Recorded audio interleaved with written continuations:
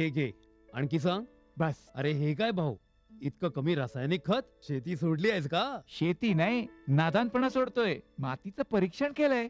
आता तर भाऊ जितकं आवश्यक आहे तितकंच खत शेतात टाकू. हा.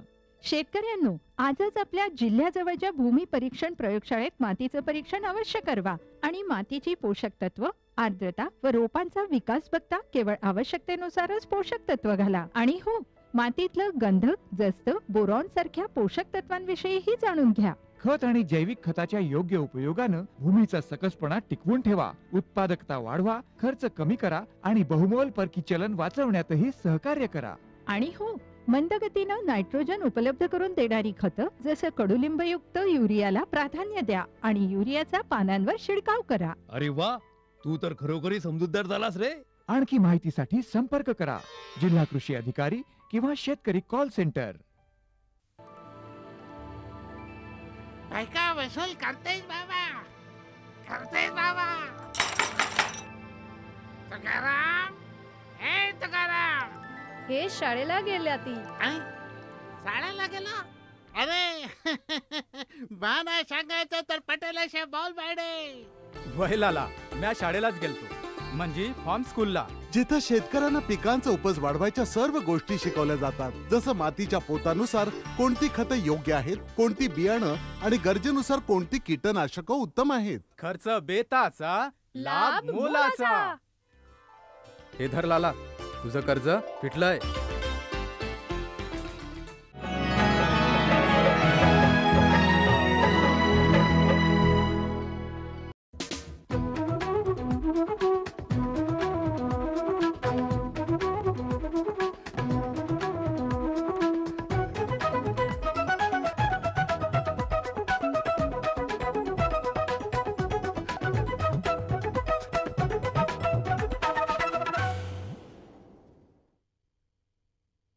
राज्यात 1,97,000 टन ऊस गाळप, दुष्काळावर मात करण्यासाठी जलयुक्त शिवार अभियान, आंब्यावरील युरोपीय निर्बंध उठण्याचे संकेत, राज्यातल्या प्रत्येक गावाच्या समृद्धीचं स्वप्न आणि देशात लवकरच चारा बँक स्थापन करणार. नमस्कार, आता पाहूया सविस्तर वृत्त. राज्यातील साखर कारखान्यांच्या गळीत हंगामाला उशिरानं सुरुवात झाली असली तरी 157 साखर कारखान्यांनी आतापर्यंत 1,30,97,000 टन ऊसाचं गाळप केलं आहे. 1,24,65,000 क्विंटल एवढ्या साखरेचं उत्पादन झालं असून सरासरी साखर उतारा 9.52 इतका आहे. साखर आयुक्तालयानं दिलेल्या माहितीनुसार राज्यात सहकारी 95 आणि खासगी 62 अशा एकूण 157 साखर कारखान्यांमार्फत गाळप वेगात सुरू झालं आहे. गेल्या वर्षीच्या तुलनेत 34 कारखाने जास्त सुरू झाले असून दररोज विना अडथळा सुमारे 5,04,080 टन ऊसाचं गाळप सुरू आहे. गेल्या वर्षी या कालावधीत राज्याचा अंतिम साखर उतारा 8.88% मिळाला होता. यंदा साखर उतार्यात औरंगाबाद, अमरावती, नागपूर विभाग वगळता इतर सर्व विभागांमध्ये काही प्रमाणात वाढ झाल्याचं दिसून येत आहे. पुणे विभागात आतापर्यंत सर्वाधिक 55 कारखाने सुरू झाले आहेत. कोल्हापूर विभागात सर्वाधिक 10.32% एवढा साखर उतारा झाला आहे. नागपूर विभागातील कारखाने गाळप, साखर उत्पादन आणि साखर उतारा नीचांकी आहे. वारंवार येणारा दुष्काळ हा राज्याकरता एक मोठा बिकट प्रश्न निर्माण झाला आहे. या प्रश्नावर कायमस्वरूपी तोडगा काढण्याकरता योग्य नियोजनाची गरज आहे. त्यासाठी नेहमीचा ठोकळेबाज उपाय न शोधता राज्याची भौगोलिक स्थिती आणि तेथील जमिनीचा प्रकार या सगळ्याचा विचार करून जलयुक्त शिवार अभियान सुरू करण्याची घोषणा मुख्यमंत्री देवेंद्र फडणवीस यांनी केली आहे. डिलिव्हरिंग चेंज फाउंडेशन अर्थात DCFच्या माध्यमातून राबवण्यात आलेल्या वॉटर लॅबमध्ये या संदर्भात बरंच काम झालं आहे. त्यामुळे त्यांची देखील या कामी मदत घेण्यात येणार असल्याचं मुख्यमंत्र्यांनी सह्याद्री अतिथीगृहात पत्रकारांशी बोलताना सांगितलं. सह्याद्री अतिथीगृहात राज्यातील विभागीय आयुक्त, जिल्हाधिकारी आणि जिल्हा परिषदांच्या मुख्याधिकाऱ्यांसाठी एका विशेष कार्यशाळेचं आयोजन करण्यात आलं होतं. 1 मे 2014 पासून भारतीय आंबा आणि फळभाज्यांवर लादलेल्या आयात बंदीवरील निर्बंध उठवण्याचे संकेत युरोपनं दिले आहेत. 31 डिसेंबर 2015 पर्यंत भारतानं आवश्यक ते उपाय केल्यास निर्बंध उठवण्यात येतील असा निर्णय निर्बंध टाकतानाच घेण्यात आला होता. या दरम्यान युरोपीय महासंघाचे शिष्टमंडळही भारतात येऊन गेलं होतं. या शिष्टमंडळाच्या अहवालावर हा निर्णय होणं अपेक्षित आहे. मात्र सूत्रांकडून मिळालेल्या माहितीनुसार निर्बंध उठण्याची चिन्ह अधिक आहेत. ग्रामविकास मंत्री पंकजा मुंडे पालवे यांनी नुकतीच नगर जिल्ह्यातील आदर्श गाव हिवरे बाजारला भेट दिली. तिथे लोकसहभागातून झालेली विकास कामं बघून त्या भारावून गेल्या होत्या. ग्रामपंचायत कार्यालयासह प्रशिक्षण केंद्र, शाळा, अंगणवाडी, प्राथमिक आरोग्य केंद्रालाही त्यांनी भेट दिली. मृद आणि जलसंधारणाच्या या कामातून तिथे आलेल्या समृद्धीचं त्यांनी कौतुक केलं आणि राज्यातलं प्रत्येक गाव अशाच पद्धतीनं समृद्ध व्हावं अशी आशाही व्यक्त केली. आदर्श गाव योजना समितीचे कार्याध्यक्ष पोपटराव पवार यांनी गेल्या 25 वर्षांपासून केलेल्या कामांची पालवे यांना माहिती दिली. केंद्र सरकार खत टंचाईवर पर्याय म्हणून कोळशापासून खतनिर्मिती तसंच चारा टंचाईवर मात करण्यासाठी चारा बँकेचा उपक्रम राबवण्यावर विचार करत आहे. यातून शेतकऱ्यांचं हित साधलं जाईल असा विश्वास केंद्रीय रासायनिक खत राज्यमंत्री हंसराज अहिर यांनी केला. नागपूरमध्ये झालेल्या ॲग्रोव्हिजन प्रदर्शनाच्या समारोपाप्रसंगी ते बोलत होते.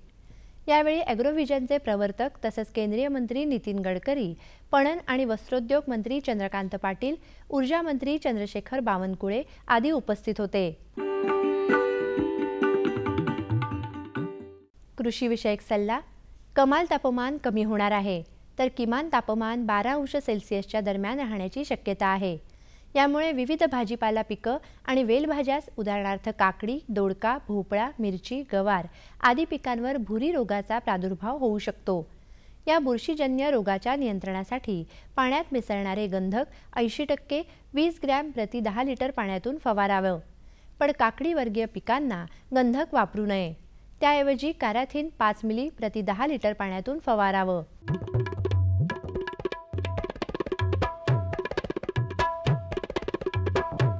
आता बघूया सातारा कृषी उत्पन्न बाजार समितीचे काही बाजारभाव प्रति क्विंटलमध्ये. वांगी कमाल 3000 रुपये, किमान 2000 रुपये. टोमॅटो कमाल 1700 रुपये, किमान 1000 रुपये. भेंडी कमाल 3500 रुपये, किमान 3000 रुपये. हिरवी मिरची कमाल 2000 रुपये, किमान 1500 रुपये. फ्लॉवर कमाल 1300 रुपये, किमान 700 रुपये. शेवगा कमाल 8000 रुपये, किमान 6000 रुपये. कांदा कमाल 1700 रुपये, किमान 1300 रुपये. काकडी कमाल 2000 रुपये, किमान 1500 रुपये आणि गाजर कमाल 3500 रुपये, किमान 3000 रुपये. कृषी बाजारभाव विषयक अधिक माहितीसाठी www.egmarknet.nic.in किंवा www.msamb.com या संकेतस्थळाला भेट द्या.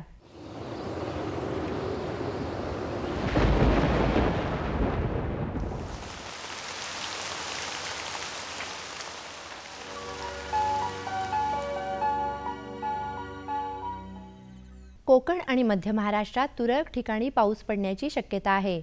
राज्यात इतरत्र हवामान मुख्यतः कोरडं राहील. राज्यातील काही प्रमुख शहरांचं तापमान अंश सेल्सिअसमध्ये पुढील प्रमाणे. मुंबई कमाल 35 अंश सेल्सिअस, किमान 17 अंश सेल्सिअस. पुणे कमाल 30 अंश सेल्सिअस, किमान 14 अंश सेल्सिअस. नागपूर कमाल 30 अंश सेल्सिअस, किमान 12 अंश सेल्सिअस. नाशिक कमाल 31 अंश सेल्सिअस, किमान 16 अंश सेल्सिअस. औरंगाबाद कमाल 30 अंश सेल्सिअस, किमान 16 अंश सेल्सिअस. कोल्हापूर कमाल 32 अंश सेल्सिअस, किमान 17 अंश सेल्सिअस. सांगली कमाल 30 अंश सेल्सिअस, किमान 17 अंश सेल्सिअस. सातारा कमाल 30 अंश सेल्सिअस, किमान 14 अंश सेल्सिअस आणि सोलापूर कमाल 30 अंश सेल्सिअस, किमान 16 अंश सेल्सिअस राहण्याची शक्यता आहे.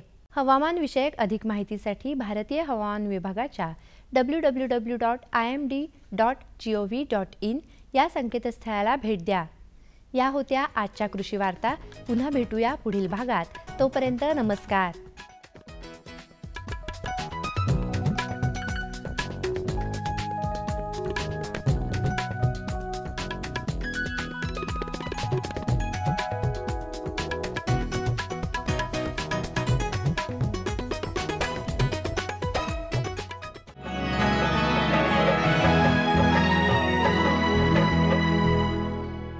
सुगंधाच्या दरवळीमध्ये स्वादाच्या बहारीमध्ये, प्रगतीच्या डहाळ्यांमध्ये पसरणाऱ्या हास्यांमध्ये, हिरव्यागार झाडांमध्ये, मोठ्या मोठ्या सौद्यांमध्ये, गोड मधुर गुंजनामध्ये, आनंदाच्या चाहुलीमध्ये. NHM बागवानी मिशन. आमची आकांक्षा आपलं स्मितहास्य.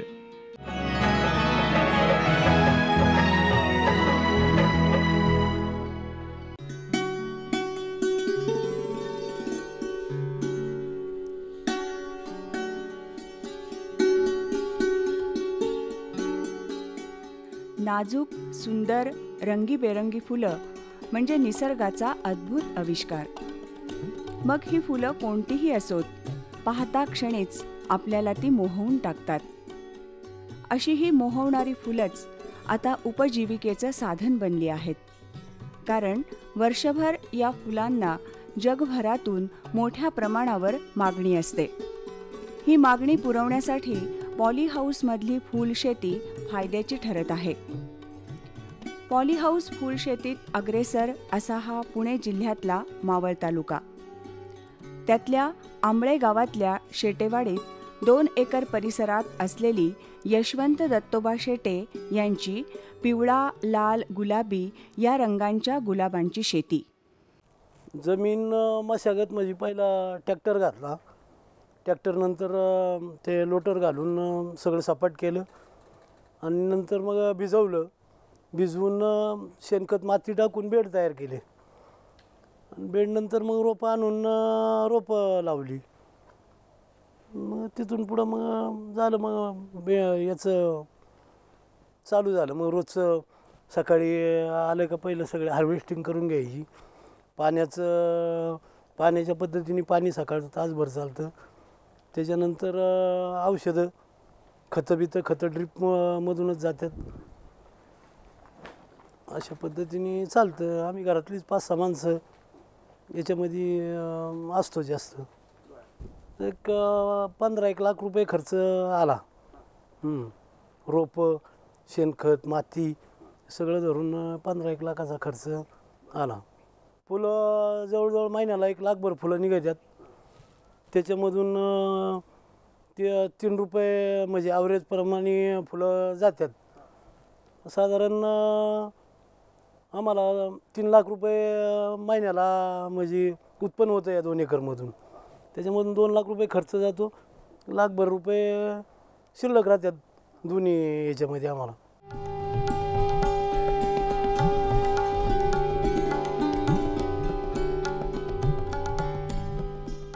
गवताशिवाय दुसरं काहीही न उगवणाऱ्या जमिनीचा कायापालट करून गुलाब शेतीचा प्रयोग त्यांनी यशस्वी करून दाखवला. पहिली पडीत शेती होती पूर्ण. गवताशिवाय तर काही येत नव्हतं. याच्यामध्ये मग आम्ही ही शेती डेव्हलप करून याच्यामध्ये पॉली हाऊस करण्याचा निर्णय घेतला. ज्याच्यातून फुल शेती करण्याचा आम्ही निर्णय घेतला. त्यानंतर मग आम्ही एक खाजगी कंपनीकडनं हे पॉली हाऊस उभारून याच्यामध्ये ट्रॅक्टर वगैरे घालून JCBने सगळं डेव्हलप करून याच्यामध्ये नंतर मग 1 एकरप्रमाणे 400 ब्रास लाल माती टाकली. त्याच्यामध्ये 100 ब्रास एकरप्रमाणे आम्ही खत टाकलं आणि त्याच्यानंतर याच्यामध्ये बेड तयार केले. आणि अशा पद्धतीने हे बेड तयार करून एक स्क्वेअर फीटाला 8 प्लांट साधारणपणे असं प्लांटेशन केलं. तर म्हणजे एकरी 32,000 झाडांचं प्लांटेशन केलं. असं आमचा हा टोटल एरिया 2 एकर आहे. याच्यामध्ये आम्ही 2 एकरमध्ये 64,000 झाडांचं प्लांटेशन केलं. त्यामध्ये 64,000 झाडांच्या प्लांटेशनमध्ये आम्ही सकाळी याचं नियोजन अशा पद्धतीने केलं जातं की सकाळी 1 तासभर याला ड्रीपद्वारे पाणी आणि खतं अर्धा तास अशा पद्धतीने याचं नियोजन केलं जातं, सोडलं जातं. त्यानंतर लोक कामाला आल्यानंतर म्हणजे सगळे हार्वेस्टिंग पहिली केली जाते. हार्वेस्टिंगनंतर जे पॅकिंगमध्ये जे थोडे तज्ज्ञ लोक आहेत ते पॅकिंग करतात आणि जे उर्वरित लोक आहेत ते इथं गवत काढणे, डिसबर्डिंग काढणे वगैरे ही सगळी कामं इथं सगळे ऑपरेशन्स ॲक्टिव्हिटीज इथल्या पॉली हाऊसमधल्या केल्या जातात. आणि मग पॅकिंग झाल्यानंतर हा माल जे ट्रेडर्स आहेत ते इथं सुद्धा येतात माल घ्यायला. किंवा जर आपल्या सोयीनुसार आपण जाणार असेल तर MIDCमध्ये सगळ्यांचा माल एक ठिकाणी जमा होतो. त्या ठिकाणी ते ट्रेडर्सला माल नेऊन दिला तर ते तिथून देखील माल घेऊन जातात.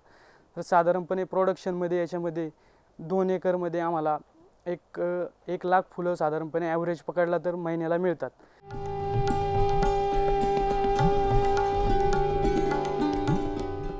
पूर्णतः सेंद्रिय खतावर लागवड केलेल्या या शेतीसाठी आंध्रा धरणाच्या बॅकवॉटरचं पाणी मुबलक प्रमाणात उपलब्ध झालं आहे. धरणाचं पाणी खेचून तयार केलेल्या शेततळ्यात प्रथम ते साठवलं जातं. तिथून ड्रिप आणि स्प्रिंकलरद्वारे झाडांना योग्य प्रमाणात दिलं जातं. पाणी आमच्या इथं एक आमच्या स्वतःच्या इथं आंध्रा डॅम आहे. आमच्यापासून एक 300-400 फुटावरती डॅम्प आहे. तिथं आम्ही पाणी परमिशन काढून आम्हाला स्वतः इथं पाणी उचलतो आम्ही लिफ्टद्वारे. त्यामुळं पाणी आमच्याकडे भरपूर आहे, पाण्याचा काही विषय नाही. आणि ज्या ठिकाणी कमी पाणी असेल त्या ठिकाणी देखील हा व्यवसाय चांगल्या रीतीने होऊ शकतो, कारण की याच्यामध्ये खूप अशी काही पाण्याची गरज लागत नाही. ड्रिपद्वारे पाणी जातं. त्यामुळे पाण्याचं व्यवस्थित नियोजन केलं तर निश्चितपणे व्यवसाय जिथं कमी पाण्याचं प्रमाण जिथं कमी आहे तिथं देखील हा व्यवसाय चांगल्या पद्धतीने होऊ शकतो. वेळोवेळी तज्ज्ञांचं मार्गदर्शन, नियमित कीटकनाशक फवारणी यामुळं फुलांचा दर्जा टिकवून ठेवण्यास मदत होते. उत्तम प्रतीच्या फुलांना बाजारात मागणी जास्त असते. अनेक ट्रेडर्स आहेत जे दादर किंवा बाहेर गुजरात वगैरे दिल्लीला वगैरे माल पाठवतात. ते ट्रेडर्स येऊन शेतकऱ्यांकडनं माल उचलून घेऊन जातात, किंवा जर त्यांना MIDC जर नेऊन दिला इथं तळेगाव मार्केटमध्ये तरी ते तिथून देखील माल घेऊन जातात, किंवा ते इथं सुद्धा येऊन माल घेऊन जातात. त्यामुळे मार्केटिंगचा देखील काही विषय नाही आहे. पैसे देखील रोजच्या रोज किंवा 8 दिवसांनी देखील मिळले जातात, म्हणजे अकाउंटला जमा होतात. 3 रुपयांनी रेट पकडला तर 3 रुपयानुसार आम्हाला 3 लाख रुपये महिन्याला मिळतात. तर त्यातला एक 2 लाख रुपये हा लेबर किंवा फर्टिगेशन स्प्रे सगळा खर्च पकडला जातो. तर तो जाऊन आम्हाला निव्वळ नफा हा महिन्याला 1 लाख रुपये मिळतो. साधारणपणे एकरी 50,000 रुपये अशा पद्धतीने 2 एकरला 1 लाख रुपये हा नफा महिन्याला मिळतो. त्यानुसार वर्षाच्या काठी एक साधारणपणे आमचा निव्वळ नफा ह्या व्यवसायातून एक 12 लाख रुपये होतो.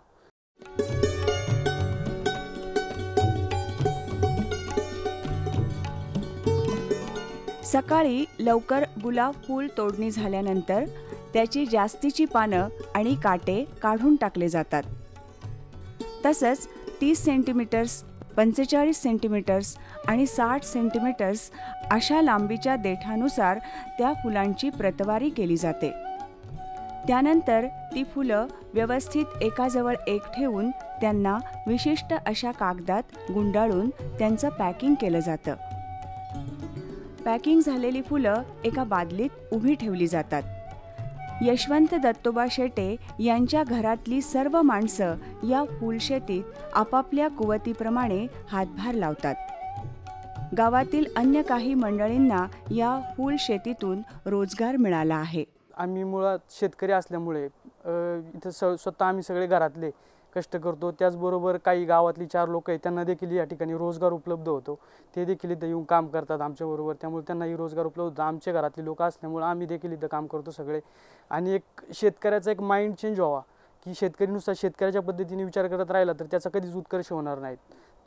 त्यामुळं आम्ही एक कन्सल्टंट की एखादा त्या विषयातला एखादा ज्ञानी माणूस देखील असावा म्हणून आम्ही एक कन्सल्टंट देखील हायर केला आहे, की जे येतात आठवड्यातनं 2 व्हिजिट आम्हाला करतात. आम्हाला ते देखील व्यवस्थितपणे सांगतात की काय करायला पाहिजे याच्यात, आता याच्यात काय कोणता जे काय रोग आहे याच्यावर प्रिव्हेंटिव्ह स्प्रे कोणते घेतले पाहिजे, काय केलं पाहिजे. म्हणजे आम्हाला तर ज्ञान आहेच, पण त्याच्याबरोबर त्यांच्या मार्गदर्शनामुळे या व्यवसायामध्ये आम्ही एकदम व्यवस्थितरित्या आता सेटल झालेलो आहोत.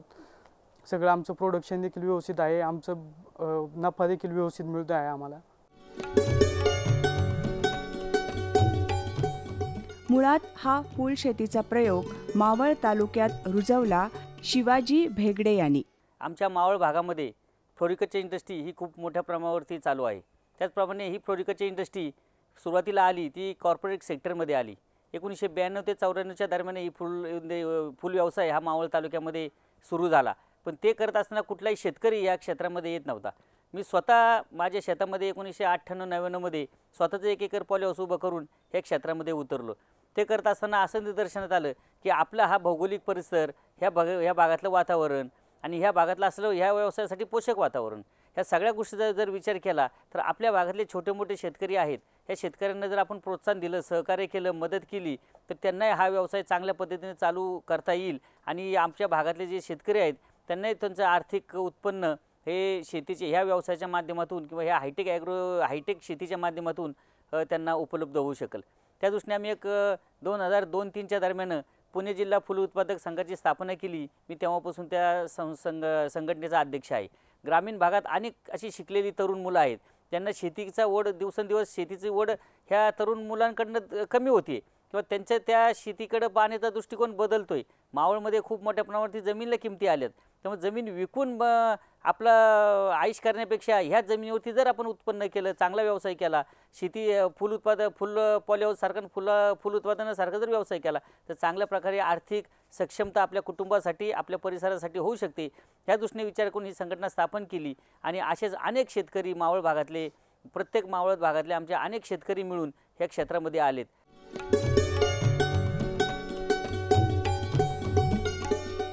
स्वतः केलं आणि मग दुसऱ्यांना सांगितलं या वृत्तीनं भेगडे यांनी ही गुलाब शेती इथं रुजवल्यामुळं ह्या व्यवसायानं मावळ तालुक्यात चांगला जोम धरला आहे.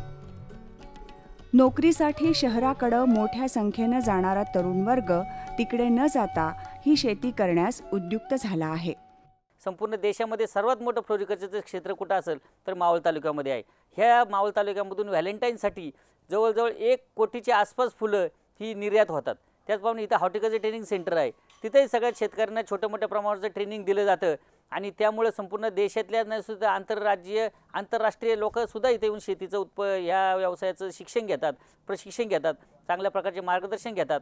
अशा अनेक प्रकारच्या सुविधा ह्या तळेगाव आणि मावळ परिसरामध्ये उपलब्ध असल्यामुळं ह्या लोकांना चांगल्या प्रकारचा व्यवसाय, शेती माध्यमातून चांगल्या प्रकारचा व्यवसाय मिळतो आणि आताचं जे यंग जनरेशन आहे, जी यंग तरुण मुलं आहेत, शिकलेली मुलं आहेत, त्यांची शेतीकडची ओढ दिवसेंदिवस आता वाढायला लागलेली आहे. मी आमच्या संपूर्ण युवकांना आणि ह्या देशातल्या युवकांना, या राज्यातल्या युवकांना असं आव्हान करतो की सर्वांनी या क्षेत्रामध्ये जर काम करायचं ठरवलं, या पॉलीहाऊस व्यवसायामध्ये जर आलात, फूल उत्पादक असेल, फळं, भाजीपाला ह्या क्षेत्रात जर तुम्ही पॉलीहाऊसच्या माध्यमातून जर काम करायची जर तुमची तयारी असेल तर आम्ही केव्हाही तुम्हाला वेळोवेळी लागणारं मार्गदर्शन, सहकार्य करायचा निश्चित प्रयत्न करू आणि या सर्व युवकांनी पुन्हा आपल्या शेतीकडे येऊन चांगल्या पद्धतीने हा शेती व्यवसाय करावा असं मी आव्हान ह्या माध्यमातून आज करत आहे.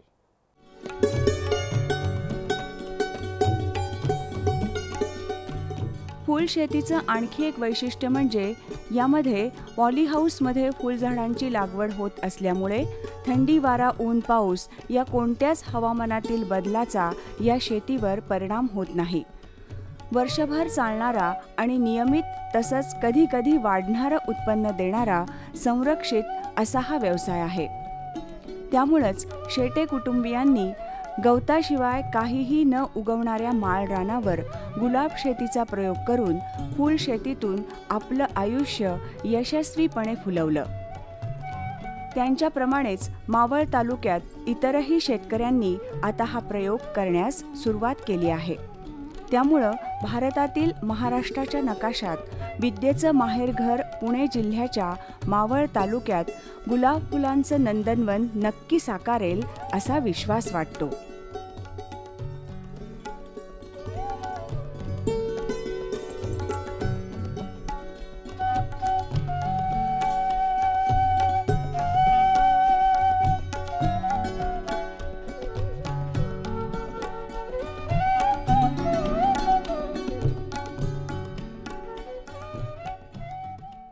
आमचा पत्ता निर्माता कृषी दर्शन, दूरदर्शन केंद्र पुणे. आमचे ईमेल आयडी असे आहे ddkpuneKrishi@hotmail.com आणि ddkpuneKrishi@rediffmail.com.